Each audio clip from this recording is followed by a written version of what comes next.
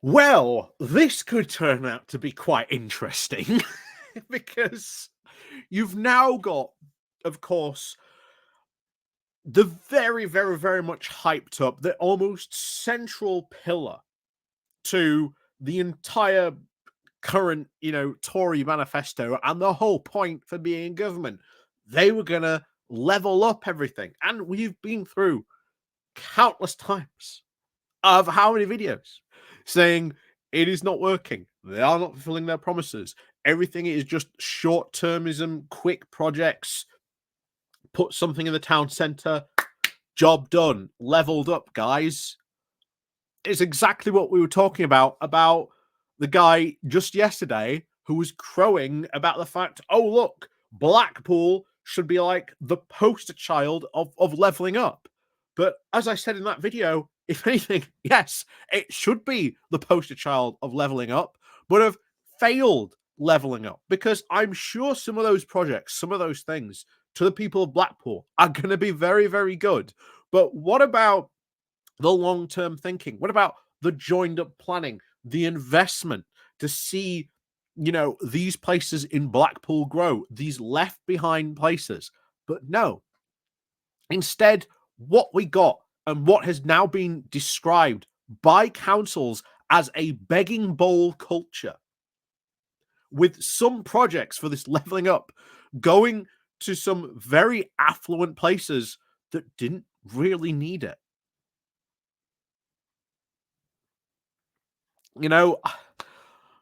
Here's the thing. We've been here before. George Osborne, David Cameron, their Northern Powerhouse idea.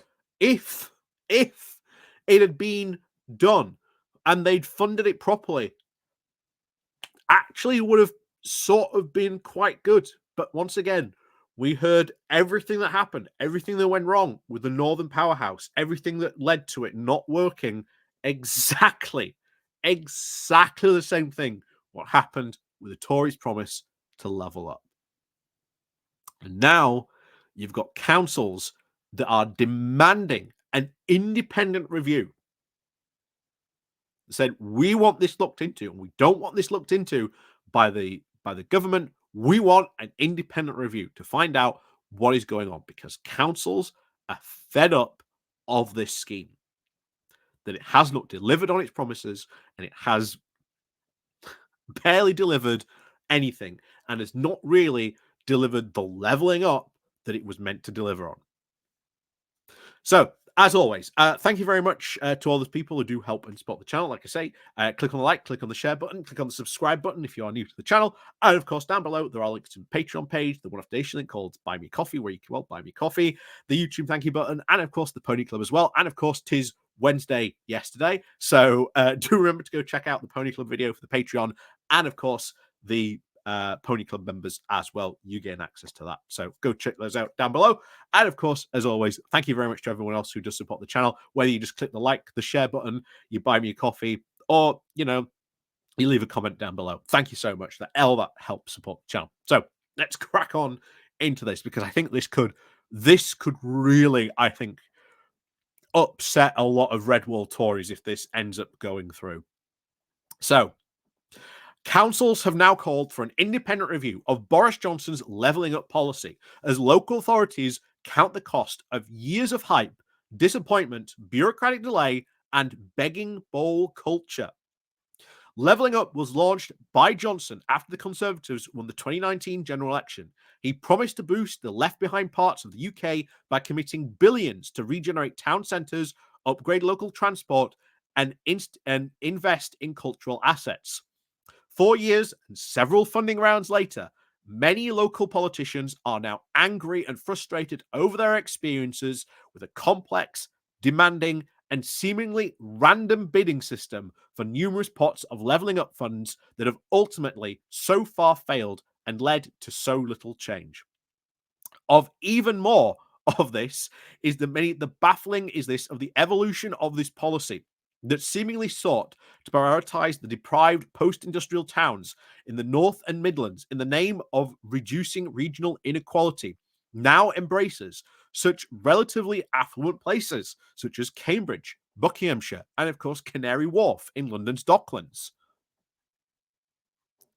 And this is the big pitch, because one of the big things that that stopped like Karen Osborne from launching their like Northern Powerhouse was you had all the Southern MPs going, why are we paying to level up the North? And yet this is an argument every single time that you hear. They go, look, you are massively benefiting from a years of overindulgent in wealth and everything else.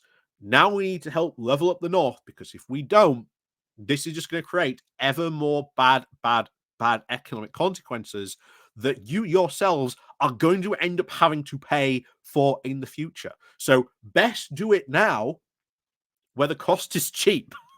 Otherwise, the more we get away from this, the further we get, the more expensive this becomes.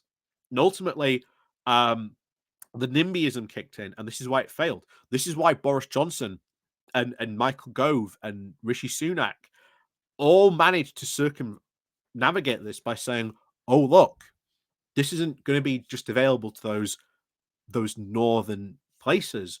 Sure, Cambridge, you can apply for stuff. Buckinghamshire, you can do stuff. Canary Wharf, you can do and apply for stuff as well. Go for it.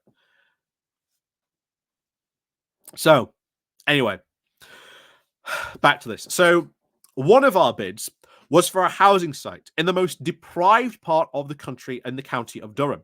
And it was the top 10 most deprived areas in the countries. How can that not be eligible for levelling up, but a historic castle renovation in Kent can? What is levelling up about? Said Amanda Hobgood, the Liberal Democrat leader of Durham County Council. And that is what everyone has said. You have these most deprived areas in the country that have received nothing, that should have been the very areas that should have received this money to go into projects to help level these places up, to invest in these places. Yet it didn't. And it gets even worse, because confusingly, 3 of the top 20 most deprived council areas in England, Middlesbrough, Hastings, and Rochdale, were awarded no cash over 3 rounds of actual leveling up funding. Although they did get cash from different pots under the wider collection of levelling up funds, including the Towns Fund and the Shared Prosperity Fund, and there are now an estimated 36 pots in total. This is just how bizarre the levelling up funding has just begun. And the fact that there are just 36 different pots of funding, and councils don't even know, because it's so convoluted having to go through some of this funding process. It's insane. And this is where it gets even worse, because the funds have different eligibility, application, and reporting requirements. So each bid is typically now costing councils, remember, so this is the other thing, it is costing councils between 30,000 and 60,000, according to the Parliament's own spending watchdog. So they are having to spend that amount of cash to try and get access to these pots. That alone is... it just blows my mind that this is the case, that they have to do this. But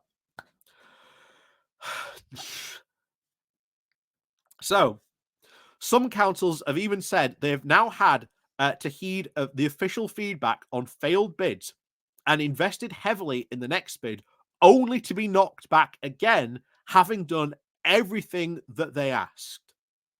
So imagine that. You put in a bid, you're unsuccessful, you get the feedback, you implement the changes, you take on the feedback, do everything that they've said. Nope, didn't get it.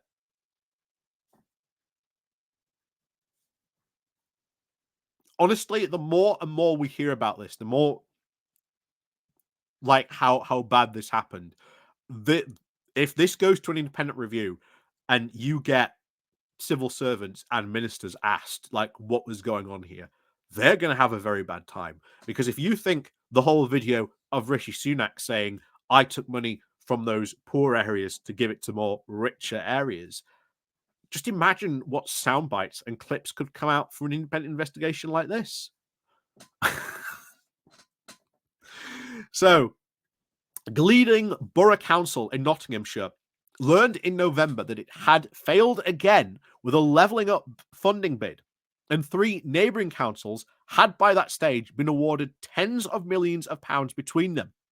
It then furiously accused the government of moving the goalposts, leaving councils like us with absolutely nothing time and time again.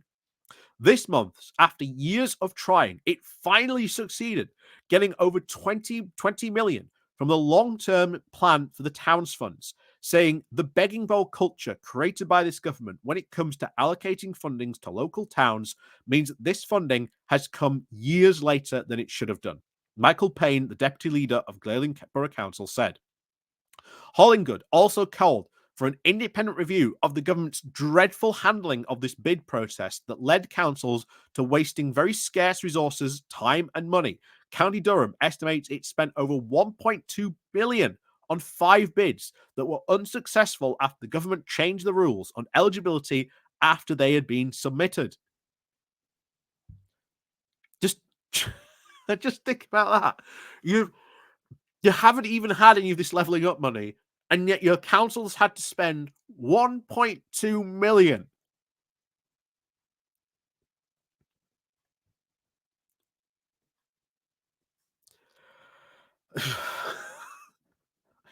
So the frustration is you spend your time bidding. You haven't actually got the money, but you do the bidding for all the resources. The successful bids seem arbitrary. You can't even be certain that the outcome related to the quality of the bid. You start to believe that it's being tweaked politically, said Graham Chapman, a Nottingham City Council Labour councillor and vice chairman of the Special Interest Group of Municipal Authorities. One council executive in the south of England lamented the start-stop short-termism of levelling up made even worse by huge council budget cuts. He pondered to the success of the multiple arts centre now planned and built locally under the old-style regeneration scheme before austerity took hold, saying, "We would never have built that today because there just isn't the resource, the certainty, or even the capacity to do it." So all this change under the Tories, as you can see, even this grand plan of levelling up has just made it you can't even build stuff that was previously built under the old funding platform. But there you go. Anyway, Chapman criticizes the levelling up fund's lack of ambition and focus on actual physical infrastructure at the expense of targeting skills shortages. It was the only game in town. It was naive, totally superficial, and underfunded. You don't run anything without a few bob over a few years. You just can't tot up a town centre and think you're levelling up, he said. And of course, traditionally, as we always find out, oh look, all this town fund went to Tory seats instead of Labour seats.